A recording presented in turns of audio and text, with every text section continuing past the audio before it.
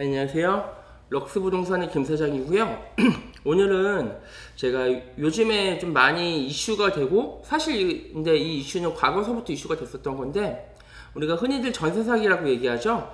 저도 얼마 전에 저희 그 조만훈 변호사님이랑 같이 그 전세 사기가 어떻게 이루어지고 왜 이루어지고, 그다음에 뭐 예방 대책 이런 것까지도 같이 한번 찍어 본 적도 있었는데요. 오늘은 이제 그 전세 사기가 요즘에 하도 이슈가 되니까 우리 그 정부에서도 이제 이거에 관한 대책을 조금 많이 말씀들을 하시는 것 같아요. 전 이제 오늘 그거를 한번 같이 얘기를 하고자 합니다. 우선 전세는 흔히들 그러잖아요. 다른 나라에 없는, 일단은 우리나라에만 있는 제도다. 뭐 그 다른 나라들은 만약에 외국인 분들한테 여기 집값이 뭐 그 보증금이 예를 들어서 2억이다 이러면은 그 다음에 꼭 물어봐요. 그러면 월세는 얼마냐 라고 꼭 물어보시는데, 이제 월세는 없고 그냥 전세만 내면 된다 이러면 깜짝들 놀라세요. 외국에는 이런 제도가 없기 때문이죠. 그래서 이 전세의 가장 근본적인 문제가 뭐냐면, 레버리지 효과를 일으키려고 집주인분들이 이제 일종의 그 사금융이잖아요. 개인 간의 금융. 그래서 집값이 올라가면 아무 문제가 없어요. 집값이 올라가면 덩달아 전세가도 같이 올라가기 때문에 향후 이제 나중에 돌려줄 때 아무 문제가 없는데, 요즘 같은 시기죠. 집값이 내려가고 그럼 또 덩달아서 전세까지 내려가기 때문에 보증금 반환이 안 되는 뭐 이런 문제 때문에 생기는 것 같습니다. 그래서 이제 정부에서도 이제 요즘에 말을 하는 게, 그러면 전세 보증금을 에스크로우 제도를 활용을 해서 하자라는 얘기가 있는데, 이게 조금 말이 안 되는 게 뭐냐면, 우선 에스크로우 제도가 뭐냐면, 임대인하고 임차인이 있잖아요. 그러면은 이제 임차인이 전세 보증금을 임대인한테 주는 게 아니고요. 제3자, 여기선 이제 금융기관이 되겠죠. 뭐 예를 들어서 뭐 KB다, 뭐 신한이다, 그런 금융기관에다가 예치를 해요. 예치를 하면 이 사실상 이 보증금을 갖고 있는 건 주인이지만 맘대로 인출을 할 수가 없습니다. 그러니까 임차인과 임대인의 합의를 이뤄줘야만 이제 이 보증금을 찾을 수가 있어요. 그러니까 에스크로우 제도를 이제 이용을 하면 임차인이 직접 전세 계약을 하고 그 보증금을 제3, 그러니까 금융기관에다가 예치를 하고요. 그러면 이 집주인분은, 임대인분은 이 돈을 찾을 수가 없죠. 그냥 이게 돈이 있구나 라는 확인만 하시고, 나중에 이 집이 전세 만기가 되거나 뭐 임대인, 임차인들 간의 전세 계약이 종료가 되면, 그때 임차인과 임대인의 합의에 의해서 이 돈을 다시 임차인한테 반환할 수 있는 제도예요.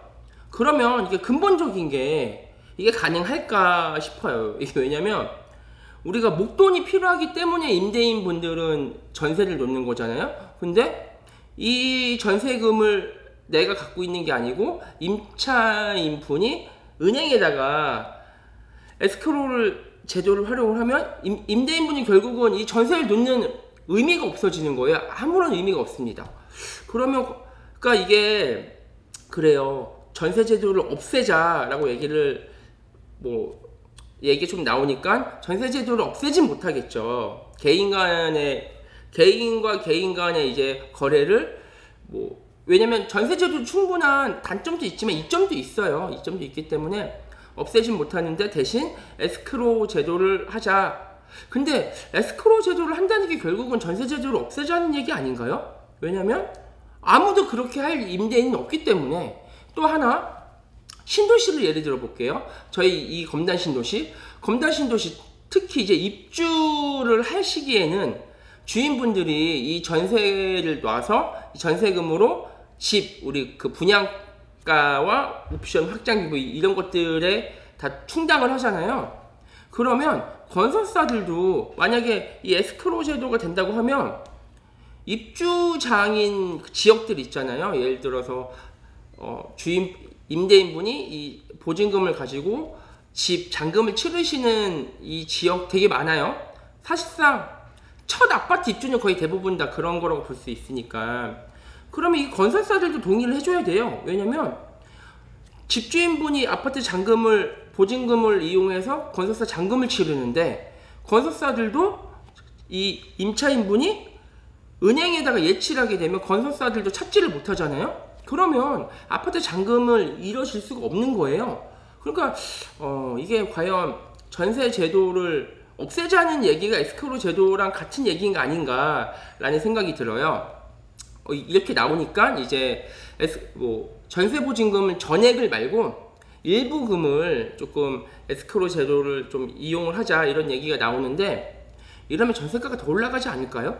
왜냐면 예를 들어서 내가 임대인인데 난 필요한 돈이 3억이에요. 그래서 이제 전세를 놓으려고 했어요. 근데 뭐 예를 들어서 일부금 그 3분의 1이라고 해서 1억 원만큼은 에스크로 제3 금융기관에다 예치를 한다고 하게 되면, 그럼 저는 2억밖에 제가 융통을 안 하는 거잖아요. 그럼 결국은 전세를 더 받겠죠, 금을. 그러면 전세 시장이 금액이 더 전반적으로 올라갈 텐데, 그러면 과연 이것도 진짜 전세 제도가 필요한 임차인분들한테 도움이 되는 건지 이게 한번 조금 논의해 볼 필요가 있어요. 또 그리고 이렇게 되면 아무도 전세를 안 놓으시겠죠? 그러면 이제 월세로 전환이 되는 건데, 우리가 아무리 그래도 전세를 했었을 때 이점이 월세보다는 전세자금 대출 이자가 평균적으로 더 저렴합니다. 아무리 그래도 뭐 반드시 그런 건 아니지만, 그렇기 때문에 전세가 지금까지도 잘 활용되고 있는 거잖아요. 그래서 또 그리고 제가 있는 요즘에 전세 사기 문제가 되는 것들이 뭐 오피스텔, 빌라, 그다음에 도시형 생활주택 등, 가만 보면 이게 공동주택 가격들이 잘 없고 주변 시세가 없는 것들이 거의 대부분이거든요. 여기 있는 검단 신도시만 해도 일반적인 아파트 같은 경우는 뭐 사실상 그런 경우가 거의 없어요. 이게 왜냐면 아파트 매가라는 게 명확하게 나와 있고요. 또 그리고 전세가율이 그렇게 높지가 않아요, 일반적인 아파트들은. 그래서 뭐 그렇다고 제가 전세를 무조건 옹호하는 건 아니에요. 오해는 하지 말아 주시고요. 무조건 전세를 옹호하는 건 아니지만, 그렇다고 해서 무턱대고 전세를 없애자, 아니면 전세 제도를 없애자는 취지와 똑같은 임대 보증금을, 전세 보증금을 에스크로 제도를 활용을 해서 금융기관에다 예치를 하자, 이거는 조금 섣부른 판단이 아닐까라는 생각이 듭니다.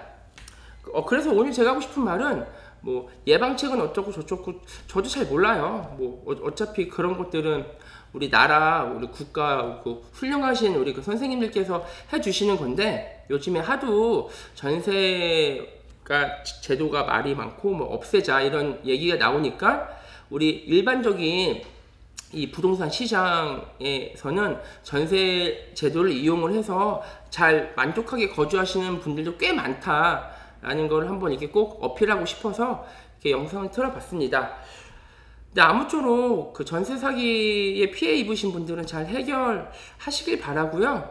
뭐 그런 일이 있으면 안 되죠. 진짜 말 그대로 사기잖아. 고의로 제가 상대방을 기망할 목적으로 고의적으로 한 분들은 벌을 받아야죠. 그거는 무조건 잘못됐다고 봅니다. 무조건 잘못됐으니까 뭐 잘 해결하시길 바라겠습니다. 네, 그럼 지금까지 검단 럭스 부동산의 김 사장이었습니다. 감사합니다.